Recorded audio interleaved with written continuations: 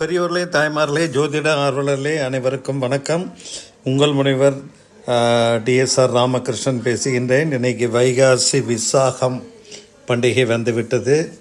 அதாவது பொதுவாக பார்த்திங்கன்னா ஒவ்வொரு பௌர்ணமி திதியிலும் வரக்கூடிய நட்சத்திரத்தை ஒட்டி சிவபெருமானுக்கோ அம்பாளுக்கோ இல்லை முருகனுக்கோ உண்டான சிறப்பு தினங்களாக அமையும். மார்கழி மாதம் திருவாதிரை நட்சத்திரம் மார்கழி பௌர்ணமியில் வரும். ஆருத்ரா தரிசனம், தை மாதம் தைப்பூசம், மாசி மகம், பங்குனி உத்திரம், வைகாசி விசாகம், ஆணி திருமஞ்சனம், ஆடி அவிட்டம், ஆவணி ஆடிப்பூரம், ஆவணி அவிட்டம், புரட்டாசி பெருமாளுக்கு உகந்தது, ஐப்பசி அன்னாபிஷேகம், கார்த்திகை திருக்கார்த்திகை தீபம். ஆக இந்த வகையில் வைகாசி மாதம் பௌர்ணமியோடு இணைந்து வருவது விசாக நட்சத்திரம். இந்த விசாக நட்சத்திரம் முருகனுக்கு உரிய நட்சத்திரம். முருகனின் பிறந்த நட்சத்திரம் விசாக நட்சத்திரமாக கருதப்படுகின்றது. இந்த முருகனின் பிறப்புக்கு மூல காரணமாக அமையக்கூடிய சில சம்பவங்களை இன்று நினைவு கூற விரும்புகின்றேன். ஜனகாதி முனிவர்கள், அதாவது பிரம்மவன் புத்திரன் சனத்குமாரன் என்பவரையும் சேர்த்து ஜனகாதி முனிவர்கள் கல்லால மரத்து அடியிலே அமர்ந்து தட்சிணாமூர்த்தியிடம் தியான வழிபாடு செய்து கொண்டிருக்கின்றார்கள், வரம் பெற்று கொண்டிருக்கின்றார்கள். அந்த சனத்குமாரர் மீது சிவபெருமானுக்கு ஒரு பிரியம், ஈர்ப்பு. இந்த சனத்குமாரர் முருகனாக உருவெடுத்த அவதார மகிமையை நாம் தெரிந்து கொள்ளலாம். சனத்குமாரருக்கு அடிக்கடி கனவுகள் வந்து கொண்டிருக்கின்றது. நம்ம பகல் கனவு, இரவு கனவெல்லாம் பார்க்குற மாதிரி அவருக்கு வந்த கனவுல யாரோ சில அசுரர்களோடு போர் புரிவது போலவும் வதம் செய்வது போலவும் கனவுகள் வந்த வண்ணம் இருந்தன. அதனால் என்னடா தியானத்திலே இருக்கக்கூடிய நமக்கு இந்த மாதிரி கனவுகள்லாம் வருகிறதே என்று திரிகால ஞானி நாரத மகரிஷியிடம் கேட்க, நாரத மகரிஷி எல்லாரையும் கேட்டு, சனத்குமாரா, உனக்கு திருமுருக அவதாரத்துக்கு உண்டான காரணம் துவங்கிவிட்டது. நீ முருகனாக அவதாரம் எடுக்கப் போகின்றாய், அசுரர்களை வதம் செய்ய போகின்றாய். அதுதான் இதனுடைய முன்னோடி கனவு நிகழ்ச்சி. சில பேருக்கு கனவு நடக்கவே நடக்காது. நம்ம மாதிரி ஆளுகளுக்கெல்லாம் கனவு பார்த்துட்டு தான் இருப்போம், கனவு நனவே ஆகாது. உனக்கு நனவாகும்னு நாரத மகரிஷி சொல்கிறாரு. இதே மாதிரி சிவபெருமானும் உமையவனும் உலகெல்லாம் பவனிகந்து கொண்டு இருக்கின்ற சமயத்தில் கல்லால மரத்தடியிலே அமர்ந்து தியானம் செய்து கொண்டிருக்கக்கூடிய ஜனகாதி முனிவர்கள் சனத்குமாரரையும் பார்க்கின்றார். சனத்குமாரர் உடனே விழித்து, ஐயனே அம்மையே வணக்கம்னு சொல்லிட்டு கண்ணை மூடிக்கொண்டு தியானத்தில் அமர்ந்து விடுகின்றார். அப்பொழுது சிவபெருமான் கேட்கின்றார், சனத்குமாரா, உனக்கு என்ன வரம் வேண்டும் கேள், நான் உங்கள் அம்மையப்பன் வந்திருக்கின்றோம் என்று கூற, ஐயனே அம்மையே, உங்களது பார்த்தது போதும், வேறு ஒன்றும் வரம் வேண்டாம், உங்களுக்கு ஏதாவது வேணும்னா சொல்லுங்கள், சொல்கிறேன்னு தெரியாமல் மாட்டிக்கிட்டாரு. சிவபெருமான், நான் என்ன கேட்டாலும் தருவியா சுவாமி, நீங்கள் என்ன சொல்கிறீங்களோ என்னுடைய சித்தம் அப்படிங்கிறாப்புல. நீ எனக்கு அடுத்த பிறவியிலே மகனாக வர வேண்டும் என்று கூற, உமையவள் புன்முறுவலோடு பார்த்து கொண்டும் கேட்டுக்கொண்டும் இருக்கின்றாள். அப்பொழுது சனத்குமார் ஐயனே, உங்களுக்கு மகனாக பிறப்பேன், ஆனால் உமையவனுடைய கர்ப்பத்திலே தரிக்க மாட்டேன், உங்களுக்கு மகனாக மட்டும் பிறப்பேன் என்று கூற, உமையவள் ஆதங்கத்துடன் கேட்கின்றாள், சனத்குமாரா, நானும் அப்பனோடு இருந்து 2 பேரும் ஒன்றா தானே கேட்குறோம், நான் தனியாக வேற உங்கள்கிட்ட கேட்க வேண்டுமா என்று கேட்க, அம்மையே, நான் சொன்னது தான், தயவு செய்து என்னை மன்னித்து விடுங்கள், உங்கள் கர்ப்பத்தில் நான் பிறக்க மாட்டேன் என்று கூறுகின்றார். அப்பொழுது சரி என்று சொல்லிக்கொண்டு பார்வதி தேவியை ஆசுவாசப்படுத்தி சிவபெருமான் கூட்டிச் செல்கின்றார். இந்த ஃப்ளாஷ்பேக் எப்படி நீக்கிட்டோம். இன்னொரு ஃப்ளாஷ்பேக்கில் பார்த்தீங்கன்னா, அசுரர் குல தலைவனான சூரபத்மனும் அவனுடைய சகோதரர்களும் சிவபெருமானை நோக்கி கடுமையான தவத்திலே இருக்கின்றார்கள். எந்த அளவுக்கு அரக்க குணம் கொண்டார்களோ அந்த அளவுக்கு அந்த அரக்க தலைவன் சிவனை நோக்கி தவம் செய்வதிலும் மிக வலிமையாக தவம் செய்கின்றான்.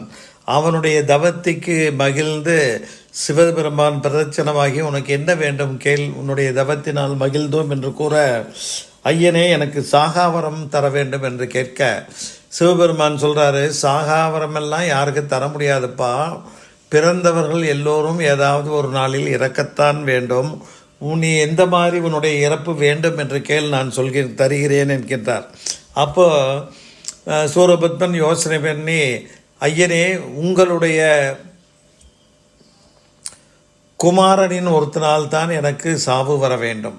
இரண்டாவது, அந்த குமாரன் பார்வதி தேவியினுடைய கர்ப்பத்திலே உதயமாகக்கூடாது. பாரு என்ன கணக்குன்னு பாருங்களேன். ஏன்னா சிவபெருமான் தன்னுடைய உடம்பிலே பாதியை, இடப்பகுதியை அம்மைக்கு கொடுத்து அம்மையப்பனாகிவிட்டார். வேறு பெண்ணை நாட மாட்டார். ஆகவே கண்டிப்பாக பார்வதி தேவியின் கர்ப்பத்தில் பிறக்க மாட்டேன் என்றால் மகன் பிறக்காது என்ற நோக்கத்திலே கேட்கின்றான். அந்த மகனும் பாலகனாக 10-12 வயது இருக்கும்போது என்னை வதம் செய்ய வேண்டும். ஏன்னா பொதுவாக பாலகனாக இருக்கும்போது யாருக்கும் அந்த குரூரம், கோபம், கொடூரம் போன்ற சிந்தனைகள் வராது. இந்த விளையாட்டு சிந்தனையிலேயும் எல்லா சிறுவர்களும் இருப்பார்கள் இல்லையா, அன்பும் பிரியமாக இருப்பார்கள். அந்த இதில் கேட்கும்போது சிவபெருமானும் எவ்வளவு திருவிளையாடல் பண்ணியிருக்கார் அவருக்கா தெரியாது. ததாஸ்து தந்தேன் வரம் என்று கூறுகின்றார். அப்போ சூரபத்மனும் அவருடைய தம்பியர்களும் மனம் மகிழ்ந்து அரக்கர்களுக்கும், தேவர்களுக்கும், ரிஷிகளுக்கும், மனிதர்களுக்கும், மற்ற உயிரினங்களுக்கும் பயங்கரமான தொல்லைகளை கொடுக்க ஆரம்பித்து விட்டார்கள். இதனால் மிக கலக்கமுற்ற தேவர்களும் ரிஷிகளும் மற்ற உயிரினங்களும் சிவபெருமானை நாடி முறையிட, இதற்கான தருணம் வந்துவிட்டது, பொறுத்திருங்கள்,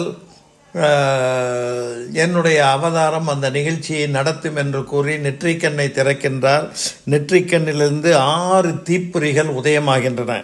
அந்த 6 தீப்பொறிகளையும் வாயு பகவானையும் சூரிய பகவானையும் பத்திரமாக பழனிமலை திரு ஆவினன்குடியின் அடிவாரத்தில் இருக்கக்கூடிய சரவண பொய்கையிலே சேர்ப்பித்து விட வேண்டும் என்று கேட்க, ஏன்னா பொதுவாக தீப்பொறியெல்லாம் பார்த்திங்கன்னா அந்த ஒரு நிமிஷம் பளிர் பிரகாசமாக எரியும், அப்புறம் அந்த காற்று வேகத்துக்கு அணைஞ்சு போயிடும்.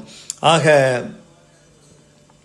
வாயு பகவானும் சூரிய பகவானும் அதை எடுத்து செல்லும்போது சரவண பொய்கையிலே அந்த 6 பொறிகளையும் 6 தாமரை மலர்களில் விடும்போது உடனே குழந்தைகளாக மாறின. சிவபெருமானுடைய ஆக்ஞைப்படி 6 கார்த்திகை பெண்கள் அங்கே அந்த 6 குழந்தைகளும் நாளொரு வண்ணம் பொழுதொரு வண்ணம் சீராட்டி வளர்க்க துவங்குகின்றார்கள். அந்த 6 பொறிகள் தான் பிற்காலத்திலே திருமுருகனாக உருவப்போது அப்பொழுது யாருக்கும் தெரியாது. அன்னை உமையவள் ஒரு சமயம் அந்த 6 குழந்தைகளையும் வாரி அணைத்து சேர்க்க 6 உடல்களும் ஓர் உடல்களாகவும் 6 முகம் 6 முகமாகவும் திருமுருகன் உதயமானான். அன்னை அவள் தன்னுடைய அமுதினை முருகனுக்கு ஊட்டுகிறாள். அதே மாதிரி அந்த முருகன் என்றால் அழகு, அழகு என்றால் தமிழ் கடவுள் முருகன் என்று சொல்லுவாங்க. அந்த முருகன் வைகாசி விசாகத்தில் பிறந்திருக்கின்றான். கார்த்திகை பெண்களால் வளர்க்கப்பட்டிருக்கின்றார். பங்குனி உத்தரத்திலே மிக சிறப்பு வாய்ந்ததாக இருந்தாலும் அந்த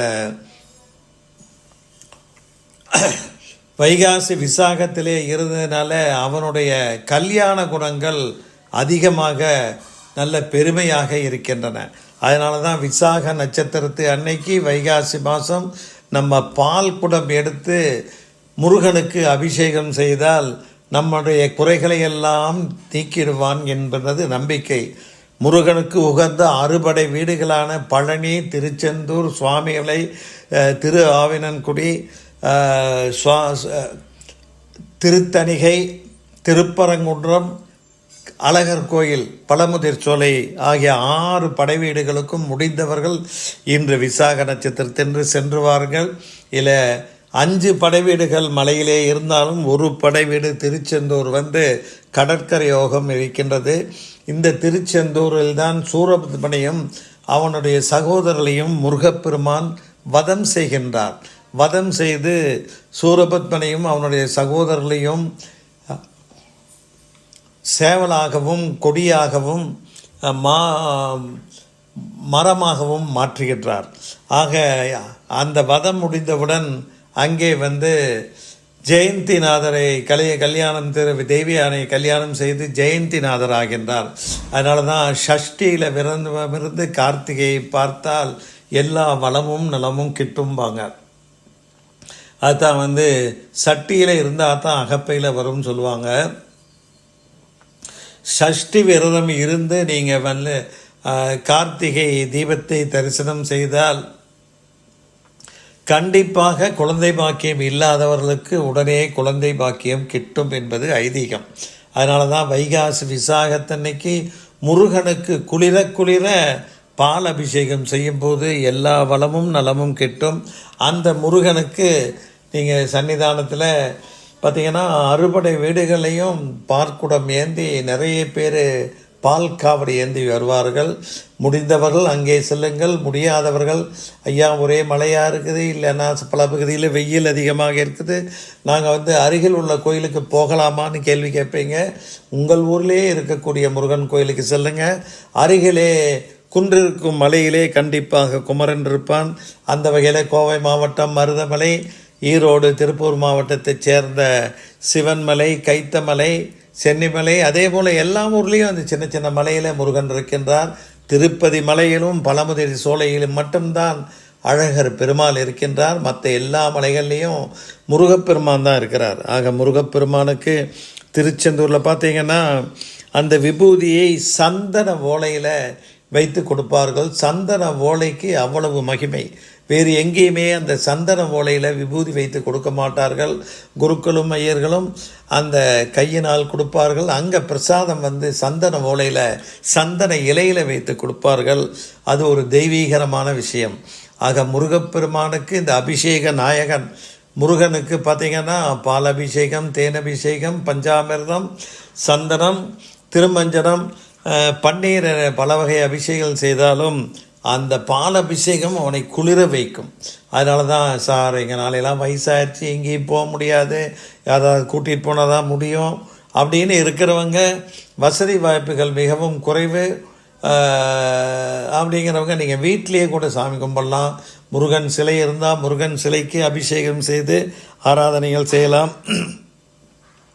இன்றைக்கி பார்த்திங்கன்னா நகரத்தார் சங்கம் மற்ற பல வீடுகள்லேயும் பார்த்திங்கன்னா இல்லத்தில் வேல் வைத்து பூஜை செய்கிறார்கள். அந்த வேல் முருகனுடைய அம்சம்.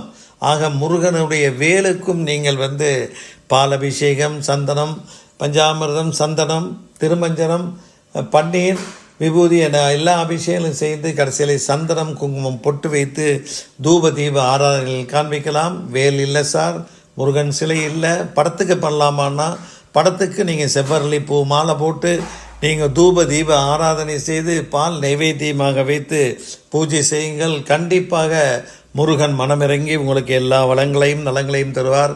இன்றைக்கெல்லாம் மாங்கல்ய பாக்கியம் தருபவன், திருமணத்தை நடத்தி கொடுப்பவன் முருகப்பெருமான்.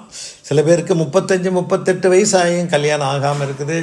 ஜோசியத்தை போய் பல பரிகாரங்கள் செய்தாலும் கடைசியில் கர்ம வினையினால் அந்த திருமண பாக்கியம் தடங்களாகி நீடித்து கொண்டே போகின்றது அப்படின்னு இருக்குது.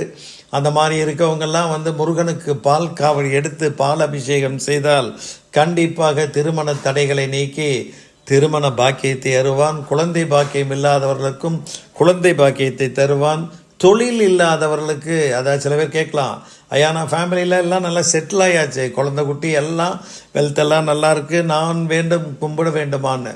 கண்டிப்பாக கும்பிட வேண்டும்.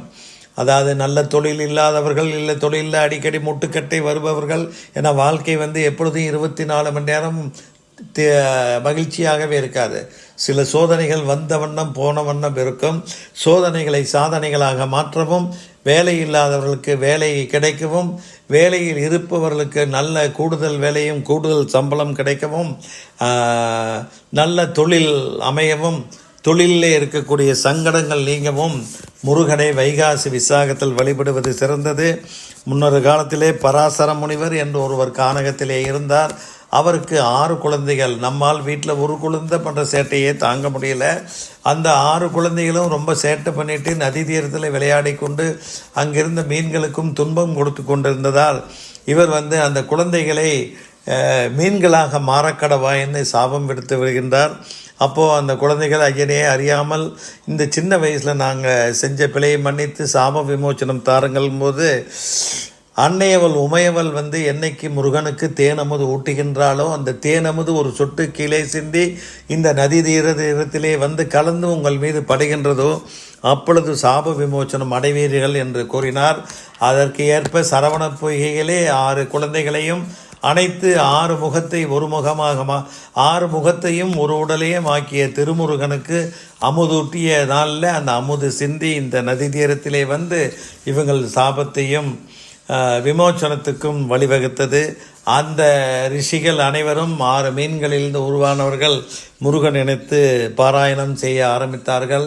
நீங்கள் அன்னைக்கு வீட்டில் இருந்தாலும் சரி, இல்லை உங்கள் ஊர் கோயிலில் இருந்தாலும் சரி, இல்லை அறுவடை வீட்டில் எங்கே இருந்தாலும் சரி, கும்பிருக்கும் குமரன் ஆலயத்தில் இருந்தாலும் சரி, கந்தர் அனுபூதி, கந்தர் அலங்காரம், சண்முக கவசம், கந்த சஷ்டி கவசம் என முருகனுடைய பாராயணங்களை பாடி அஷ்டோத்திரம் முருக அஷ்டோத்திரம் படித்து வந்தால் உங்களுடைய தொல்லைகளை எல்லாம் தீக்குவார். ஏன்னா செவ்வாய் திசை அப்படின்னாலே முருகனுடைய திசைம்பாங்க. செவ்வாய் திசையில் நம்மளுடைய நோய் தாக்கம் அதிகமாகும், பிணிகள் அதிகமாகும், எதிரிகள் இடைஞ்சல் அதிகமாகும், கொடுக்கல் வாங்கல சிரமம் ஏற்படும்.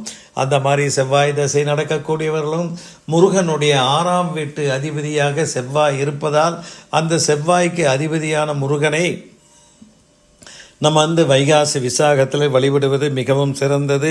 அந்த முருகனை அன்னைக்கு வழிபாடு செய்து நீங்கள் அந்த பாலாபிஷேகம் செய்வதால் எல்லா வளமும் நலமும் கூடும். வீட்டிலே இருப்பவர்கள் புதன்கிழமை காலை 6லிருந்து 9 மணி 7 மணிக்கே விசாகம் நட்சத்திரம் விடுகிறது. 10 மணி வரையிலே முருகர் பூஜை செய்யலாம். இல்லை மாலையில் பௌர்ணமி திதியும் விசாகமும் கலந்து வருகின்றது. அந்த தருணத்திலேயும் நீங்கள் முருகனை வழிபாடு செய்து தூப தீப ஆராதனைகள் செய்தால் நல்ல வளம் கிட்டும். அடுத்த நாள் கல்யாண உற்சவம் வரும். அதே மாதிரி மாலை நேரத்தில் நீங்கள் கோயிலுக்கு சென்று கல்யாண வளம் தரும் முருகனை வழிபாடு செய்து திருத்தணி முருகன் அல்ல, பழனி முருகன், திருப்பரங்குன்றம், பழமுதிர் சோலை, திருத்தணிகை, திருச்செந்தூர் ஆக குருஸ்தலமாக திருச்செந்தூரில் இருக்கின்றார். எல்லா அநியாயத்தையும் அக்கிரமத்தையும் நீக்கிய இடம் அந்த திருச்செந்தூர் வேலவன். ஆக முருகனை வழிபாடு செய்து எல்லா வளமும் நலமும் பெற்று வைகாசி விசாகத்திலே பாலாபிஷேகம் செய்து மன நிறைவான வாழ்க்கையும்.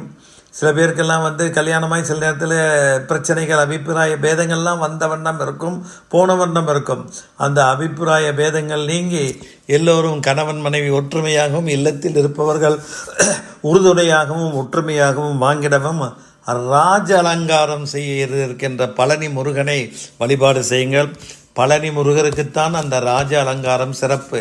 ராஜாவையும் ஆண்டியாக்குவார், ஆண்டியையும் ராஜனாக்குவார். ஏன்னா கொங்கு மண்டலத்தில் இருக்கக்கூடிய வியாபாரம் செய்கின்ற வணிக பெருமக்கள்லாம் சித்திரை மாதம் புதுக்கணக்கு போடும்போது முருகனையும் ஒரு பங்குதாரராக சேர்த்து வரக்கூடிய லாபத்திலே ஒரு லாபத்தை பழனிமலை முருகனுக்கு சார்த்தும் பழக்கம் இன்னும் தொடர்ந்து நடைபெற்று கொண்டிருக்கின்றது. அந்த ராஜ அலங்கார முருக தரிசனத்தை கண்டு மகிழ்ந்து எல்லோரும் முருகனுக்கு, ஏன்னா எல்லா கோயில்லையும் அந்த முருகருக்கு தான் ராஜ அலங்காரம் நடக்கும். மற்ற கோயிலெல்லாம் அவ்வளோ ராஜ அலங்காரம் மற்ற அம்பாளுக்கோ இல்லை சிவனுக்கோ அன்னாபிஷேக தருணத்திலே சிவனுக்கு செய்வார்கள். ஆக அறுவடை வீட்டிலே இல்லை முருகன் ஆலயங்களுக்கு சென்று நீங்கள் இந்த ராஜ அலங்கார தரிசனத்தை பார்த்து பாலாபிஷேகம் செய்து முருகனுடைய அன்புக்கும் அருளுக்கும் அனைவரும் பாத்திரமாகிக் கொண்டு எல்லா வளமும் நலமும் பெறுங்கள் என்று கேட்டுக்கொண்டு நிறைவு செய்கின்ற